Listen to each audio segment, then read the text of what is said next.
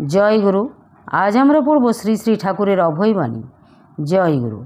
মানুষ আত্মবিস্মৃত, উদর উপস্থির সেবায় নিয়ত থাকিয়া স্বীয় তনুমনকে যে অবিদ্যার গহন অন্ধকারে সে তলাইয়া দিতেছে, তাহা সে হৃদয়ঙ্গম করিতে পারিতেছে না।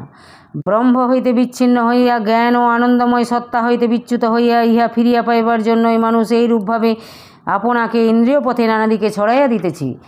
মরুভূমিতে মরীচিকায় জলভ্রমের ন্যায় মানুষ জগতের বহির্সত্তায় রূপ রস গন্ধ শব্দ ও স্পর্শের ভিতর আনন্দ অন্বেষণে ব্যাপৃত থাকিয়া কেবল ভ্রম দ্বারা প্রতারিত হইতেছে মাত্র। একটি পৌরাণিক উপাখ্যানে আছে যে একদা দেবরাজ ইন্দ্র অভিশাপগ্রস্ত হইয়া স্বর্গ হইতে চ্যুত হইয়া বরাহজনী প্রাপ্ত হইয়া আপন সন্তান সন্ততি লইয়া বেশ সুখে দিনযাপন করিতেছিলেন।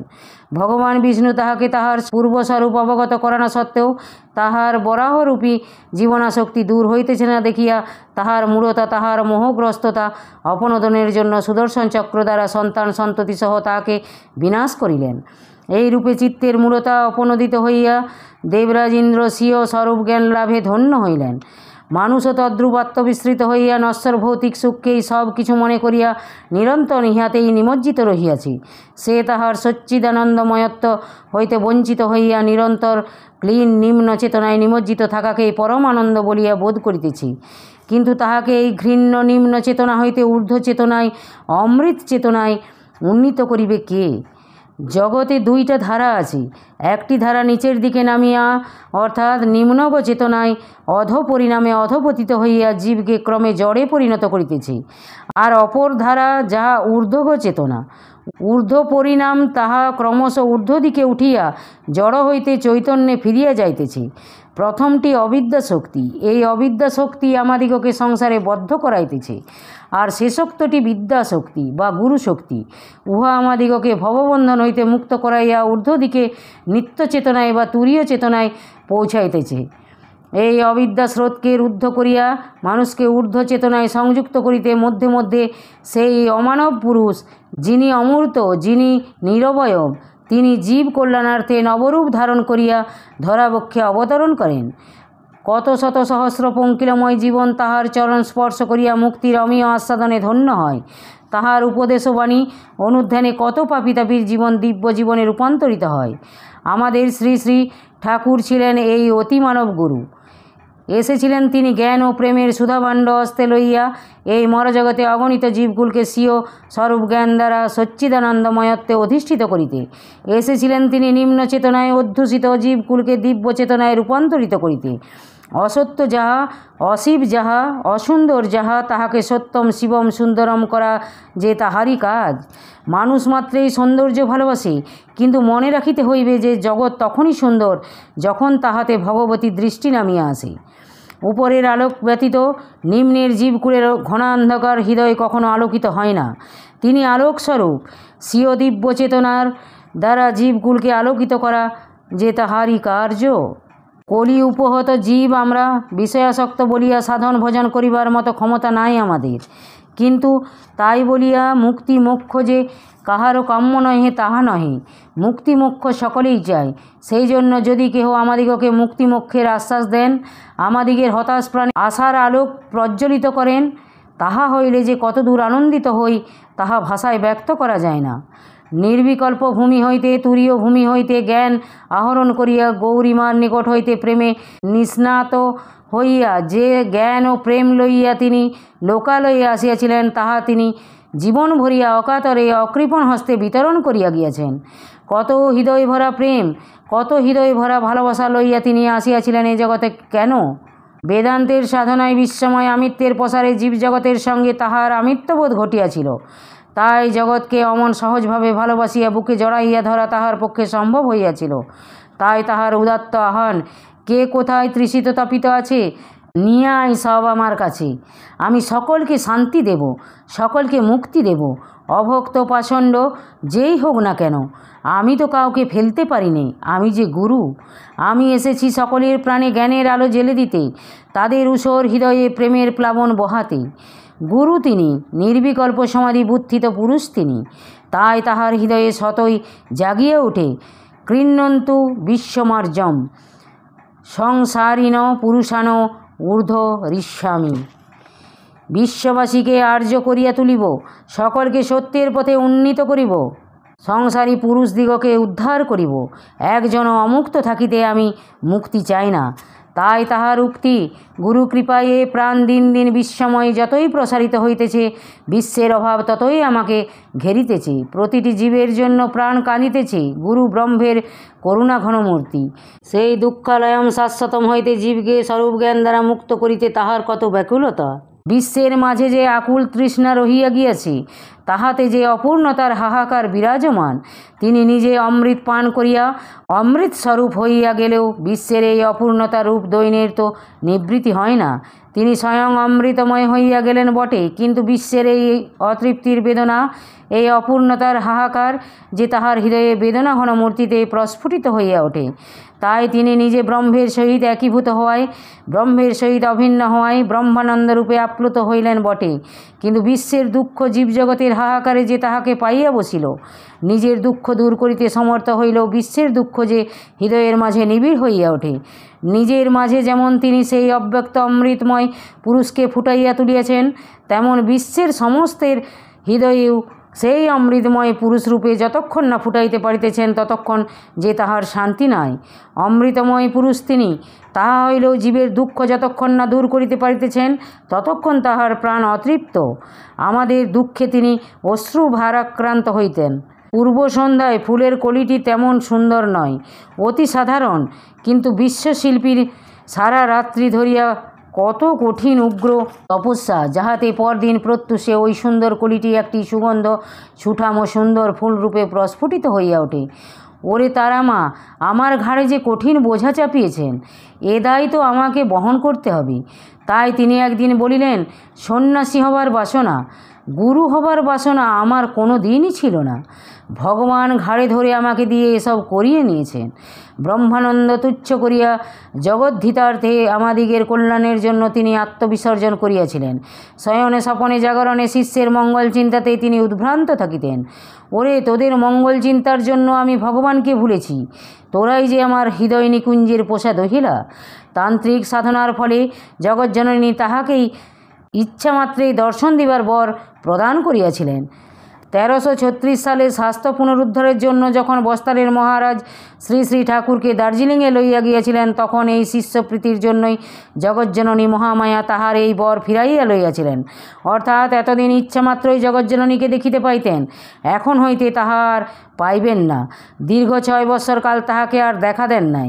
কেবলমাত্র দেহরেক্ষার কিছুকাল পূর্বে মঠে তাহাকে দেখা দিয়া বলিয়াছিলেন, তোমার কাল পূর্ণ হয়েছে, তোমাকে এখন যেতে হবে।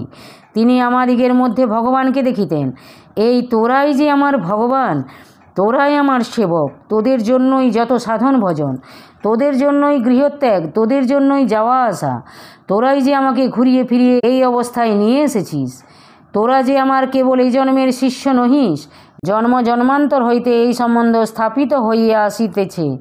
তোরা তো মুক্ত মোক্ষ তুচ্ছ করিয়া কেবল আমার সেবা ও সহায়তা করিবার জন্য আমার সঙ্গে সঙ্গে ঘুরিয়া বেড়াইতেছিস। তোরা ইচ্ছা করেই বন্ধন স্বীকার করে নিয়েছিস। কর্মান্তে আমিও যখন চলে যাব, তোরা সেই নিত্যলোকে চলে যাবি। তাই তিনি শিষ্য ভক্তদের সাধন ক্লেশ না দিয়া নিজে সব ভার গ্রহণ করিয়াছেন। শিষ্য ভক্তগণ উপযুক্ত হোক বা অনুপযুক্ত হোক, তিনি নিজে সকলের মুক্তির দায়িত্ব গ্রহণ করিয়াছেন। তোদের একে একে আকর্ষণ করে সেই আনন্দধামে নিয়ে যাব। আবার একদিন সে জগতে সকলের সঙ্গে মহামিলন হবে। তিনি যে শিষ্য ভক্তগণের ইহ পরকালের ভার স্বেচ্ছায় গ্রহণ করিয়াছেন, তাহা কেবলমাত্র তাহাদিগকে ভালোবাসিয়া। তোরা ভাবিস কেন, চিন্তা করিস কেন? আপন হৃদয়ের করুণ অবস্থা উপলব্ধি করে হতাশ হয়ে পড়িস কেন? আমি যে তোদের আছি, তোদের সকল শূন্য পূর্ণ করতে, সকল অভাব নিঃশেষে মেটাতে। সব ভার ছেড়ে দে আমার ওপর। আধ্যাত্মিক উন্নতির দায় আমার ঘাড়ে চাপিয়ে তোরা নিশ্চিন্ত হ। বৎস, আমি সদ্গুরু। আমার ভিতরে জগৎগুরুর ইচ্ছায় লীলায়িত হয়ে উঠেছে। তোমাদের মুক্তিপথ প্রদর্শন করানোই আমার কাজ। যারা আমার ওপর নির্ভর করে বসে আছে, আমি তাদের হাত ধরে মুক্তিধামে নিয়ে যাব। তোমাদের ঠাকুর সদ্গুরু, কেবল এইটুকু বিশ্বাস থাকা চাই। অনেক দিন থেকে অভিনয় করতে করতে তোমরা নিজের আসল স্বরূপ ভুলে গেছো। অভিনেতার স্বরূপকেই নিজেদের স্বরূপ বলে মনে করছো। তোমাদের এই ভুল ভাঙাবার জন্যে আর অভিনয় যে শেষ হয়ে আসছে এই অমৃত বার্তা শোনাবার জন্যই আমার আশা।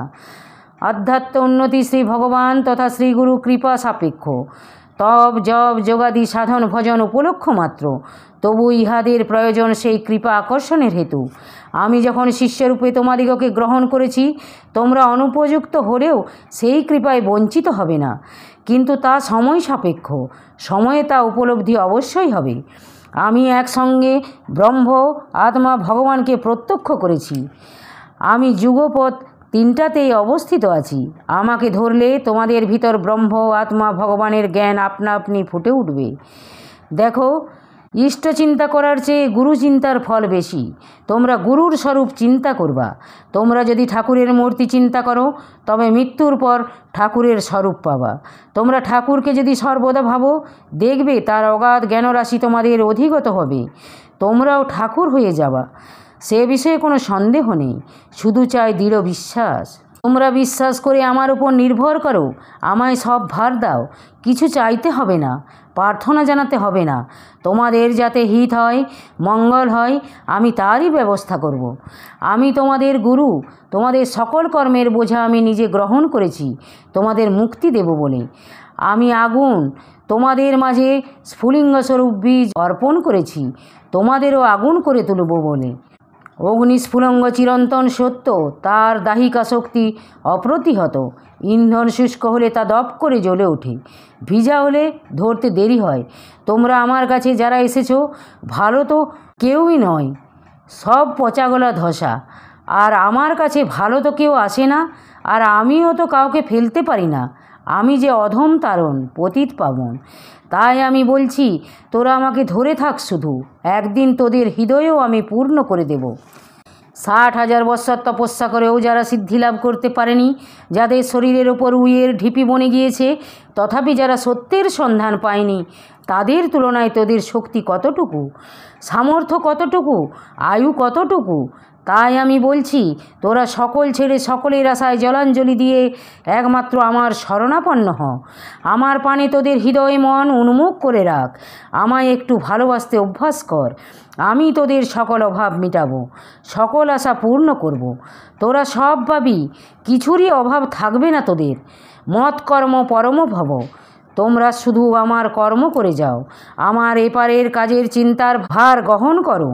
তোমাদের পরপারের চিন্তার ভার আমি নিলাম, তোমাদের মঙ্গলের ভার আমি নিজের হাতে গ্রহণ করলাম। আমায় নির্ভর করো, সব ভার দাও আমায়, আমি যা ভালো তা করব। ছেড়ে দাও সব ভার আমার ওপর। পাপ পুণ্য, হিত অহিত, ভালো মন্দ, সুখ সব দাও নিঃশেষে ঢেলে। সব সমর্পণ করো আমাকে, দেখো আমি কি করি তোমাদের জন্যে। তোমরা তোমাদের হৃদয়াধার শূন্য করে রাখো, আমি পূর্ণ করে দেব। রিক্ত হও, মুক্তি নাও। তোদের কিছুই করতে হবে না, শুধু আমি যে জন্য এসেছি, জগদ্ধিতকর যে কাজের সূচনা করেছি, তোরা তারই সহায় হ। আমার প্রাণে প্রাণ মিশিয়ে এই ব্রত উদযাপনে ব্রতী হ। আমি প্রতিজ্ঞা করে বলছি, এতেই তোদের সব হবে, তোরা সব পাবি। অন্য সাধন ভজনের কোনো প্রয়োজনই হবে না। আর সাধন ভজন করবি বা কী দিয়ে? তোদের সে দেহের বল, মনের বল, প্রাণের বল কই? তোদের কিছুই নাই বলেই বারবার বলছি, তোরা আমার কৃপার ওপর নির্ভর কর। সেই শুভদিনের প্রতীক্ষায় বসে থাক। আপনা হতে তোদের বাহুতে শক্তি, হৃদয়ে ভক্তি, প্রাণী প্রেমের উন্মাদনা জেগে উঠবে। তোদের জীবন ধন্য হবে, ধরণী কৃতার্থ হবে।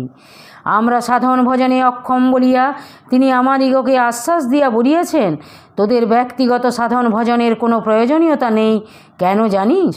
তোরা আমার কাছে আসবি বলে তোদের হয়ে আমিই তপস্যা করেছি। তোদের জন্য সাধন সমুদ্র মন্থন করে অমৃতের ভাণ্ড নিয়ে এসেছি। সেই কৃচ্ছ সাধনের ফলে আমার হৃদয়ে সত্যের যে বিমল দ্যুতি ফুটে উঠেছে, তোদের ঘনান্ধকার হৃদয় তাতেই আলোকিত হয়ে উঠবে। অমৃতের অমীয় আস্বাদনে তোরাও অমৃত হয়ে যাবি। তোরা যে অমৃতের সন্তান, অমৃতত্বে যে তোদের নিত্যসিদ্ধ অধিকার। আর মুক্তি মোক্ষের কথা, সে সম্বন্ধে শ্রী শ্রী ঠাকুর বলিয়াছেন, সদ্গুরু শিষ্য হলেই যে 3 জন্মে মুক্ত হবে তার কোনো মানে নেই। তবে আমার কথা আমি বলতে পারি, আমার অনুগত শিষ্যেরা তো 3 জন্মের মধ্যে মুক্তি পাবেই, এমনকি শিষ্য হয়েও যারা আমার বিরুদ্ধাচরণ করবে তাদেরও মুক্তি পেতে 3 জন্মের বেশি লাগবে না। গুরুগিরির ভার নেবার সময় এই কন্ট্রাক্ট করে এসেছি, কাজেই তোদের আর ভাবনা কিসের? তোরা পরম ভাগ্যবান, মুক্তি তোদের করতলগত। তোরা খাবি দাবি আর আনন্দ করবি, আর খুব করে লাফাবি। সব দায়িত্ব আমার।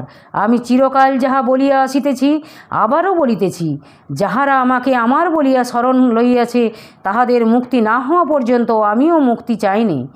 জন্মাজন্মান্তরে কৃচ্ছ সাধন ভজন করে এবং সর্ববিধ সাধনায় সিদ্ধি লাভ করে আমার যে গতি, আমাকে যারা কায়মন বাক্যে আশ্রয় ও নির্ভর করে আমার জগৎ মঙ্গলকর কাজের সহায়ক হয়ে এপারের জীবন সেবা ও জীব কল্যাণের কাজে ব্রতী হবে, তাদেরও সেই সমান গতি। আমার যে গতি তোদেরও সেই গতি। তোরা আমার এপারের কর্ম নিয়ে থাক, আমি তোদের ওপারের ভার নিলাম। সাধন ভজন কিছু না করতে পারলেও মুক্তি মোক্ষের জন্য তোদের কোনো চিন্তা নেই। এক বাপের 5 ছেলে, কেউ পণ্ডিত কেউ মূর্খ, কিন্তু পৈতৃক ধন পাওয়ার বেলায় সকলেই সমান ভাগ পায়। পিছল পথে চলতে গেলে ছেলে যদি বাপের হাত ধরে তবে পড়িয়ে যাওয়ার আশঙ্কা থাকে, কিন্তু যদি বাবা ছেলের হাত ধরেন তাহা হইলে পড়িয়ে যাওয়ার মোটেই ভয় নেই। তোমরা আমাকে তোমাদের হাত ধরবার সুযোগ দাও।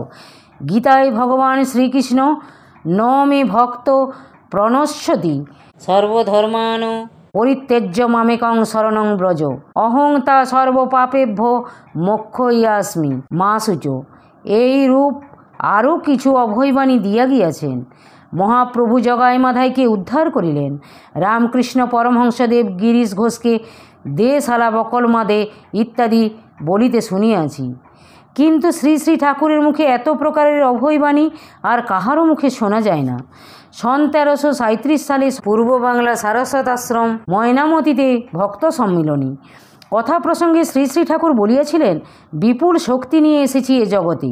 তোমরা রামকৃষ্ণ পরমহংসদেবের কথা জানো, যিনি গিরিশ ঘোষের জীবনের ভার লইয়াছিলেন। গিরিশ ঘোষ মদ্যপায়ী ও বেশ্যাসক্ত ছিলেন। তোরা নিয়ে আয় আমার কাছে শত সহস্র গিরিশ, আমি সকলের ভার নেব। তাদের কলুষ কালিমা বিদরিত করে তাদের অমৃতত্বে রূপান্তরিত করব। সন 1334 সালে মঠে ভক্ত সম্মিলনীর অন্তে 4th দিবসের সকালবেলা পূর্বদিন অনেকের দীক্ষা হইয়া গিয়াছে। কয়েকজন মন্ত্র বিস্মৃত হইয়া যাওয়ায় শ্রী শ্রী ঠাকুরের নিকট আসিয়া পুনরায় মন্ত্র জানিয়া লইলেন। ইহার পরে আরও অনেকে যাহারা গতকল্য দীক্ষা লইয়াছেন মন্ত্র সম্বন্ধে সংশয় উপস্থিত হওয়াতে শ্রী শ্রী ঠাকুরের কাছে আসায় শ্রী শ্রী ঠাকুরের ভাবান্তর উপস্থিত হইল। তিনি বলিতে লাগিলেন, তোরা মন্ত্র নিয়ে কি জপ তপ করবি? আমি জানি তোদের জপ তপের কোনো ক্ষমতা নেই। তোদের জন্য আমি সাধনা করে এসেছি, শুধু আমাতে বিশ্বাস থাকলেই হলো। শুধু আমার দিকে লক্ষ্য রেখে জয় গুরু বলবি, নিগমানন্দ নিগমানন্দ বলবি। এসবের মধ্যে যে কোনো একটি সূত্র ধরে আমার সঙ্গে যোগাযোগ থাকলেই হলো। ভাবান্তরের সঙ্গে সঙ্গে শ্রী শ্রী ঠাকুরের চেহারা ক্রমে উজ্জ্বল হইয়া উঠিতে লাগিল। শ্রী শ্রী ঠাকুর আবেগময়ী ভাষায় বলিয়া চলিলেন, তোরা আমার শিষ্য, তোদের সম্বন্ধে তো কথাই নেই। এখানে নর্মদায় যে শেয়াল কুকুর এমনকি পিঁপড়ে পর্যন্ত আমার প্রসাদ পেয়েছে, তাদেরও আর পুনর্জন্ম হবে না। এ নামের ধ্বনি যত দূর পর্যন্ত গিয়াছে তার প্রতি বিক্ষলতা পর্যন্ত একই অবস্থা। অনুরূপ আর একটি ঘটনা নারায়ণী দেবীর লিখিত নীলাচলে ঠাকুর নিগমানন্দ পুস্তকে লিখিত আছে। মহাসমাধি গ্রহণের কয়েকদিন পূর্বে শ্রী শ্রী ঠাকুরকে চিকিৎসার্থে কলিকাতায় বিডন স্ট্রিটের এক বাসায় পুরীতে হইতে লইয়া আসা হয়। ওই সময়ে একদিন অপরাহ্নে শ্রী শ্রী ঠাকুর রাস্তার দিকে বারান্দায় চেয়ারে বসিয়া তামাক খাইতে খাইতে হুক্কার নলটি ছাড়িয়া দিয়া সোজা হইয়া বসিয়া ডান হাতটা একটু উঁচু করিয়া 3টি তুড়ি দিলেন। তারপর আবার নল তুলিয়া লইতেই ভুবনদা জানিতে চাইলেন, কি হলো ঠাকুর? তিনি কাছেই ছিলেন। ঠাকুর দক্ষিণ দিকে আঙুল দিয়া দেখাইয়া বলিলেন, ওই বাড়িটায় এক্ষুনি একটা লোক আত্মহত্যা করলো। আমি তার অধোগতির দ্বার রুদ্ধ করে দিলাম। পরে খোঁজ লইয়া ভুবনদা জানিতে পারিলেন সত্যই সেদিন অপরাহ্নে ও বাড়িতে ওই দুর্ঘটনা ঘটিয়াছে। সন 1335 সালে শ্রী শ্রী ঠাকুর চট্টগ্রামে ঈশ্বরচন্দ্র ধরকে নবজীবন দান করিয়া চট্টগ্রামে উকিল প্রসন্ন কুমার দাসের বাড়িতে লইয়া আসেন। পরদিন তিনি প্রসন্ন দাদাকে জিজ্ঞাসা করিলেন, আচ্ছা, ঈশ্বরের বাড়িতে একজন বৃদ্ধ, চুল সাদা এবং কোগড়ানো, গায়ের রং ঈশ্বরের চাইতে কালা, এই রকম কোনো মহিলা গত 2-3 বছরের মধ্যে মারা গেছে কি না তুমি জানো? তদুত্তরে প্রসন্ন দাদা বলিলেন, ঈশ্বর দাদার একজন বড় ভগ্নী ছিলেন এবং মারাও গেছেন জানি। ঠাকুর বলিলেন, আমি যেদিন ঈশ্বরের বাড়িতে গেলাম সেদিনই শেষ রাত্রে ওই মহিলাটি আমার কাছে এসে আমার পায়ে পড়ে প্রণাম করলো এবং তার কামনা বাসনা সবই আমাকে জানালো। বলল, ঠাকুর, আমি তোমার জন্য অনেক দিন ধরে এখানে অপেক্ষা করে বসে আছি, তুমি আমাকে দীক্ষা দাও এবং মুক্ত করে দাও। আমি তাকে দীক্ষা দিয়ে মুক্ত করে দিলাম। সঙ্গে সঙ্গে সে অদৃশ্য হয়ে মিলিয়ে গেল। শ্রী শ্রী ঠাকুর এই রূপে কতজনের যে অধোগতি রোধ করিয়াছেন, কতজনকে মুক্তি দিয়াছেন তাহার ইয়ত্তা নেই। শুধু মনুষ্য কেন, মনুষ্যতর প্রাণী এবং ভূত প্রেত জনিকেও তিনি করুণাবশে উদ্ধার করিয়া দিয়েছেন। জয় গুরু, জয় গুরু। আজ এই পর্যন্তই। যদি আপনাদের ভালো লেগে থাকে তাহলে চ্যানেলটিকে সাবস্ক্রাইব করে সাথে থাকবেন। জয় গুরু, জয় গুরু।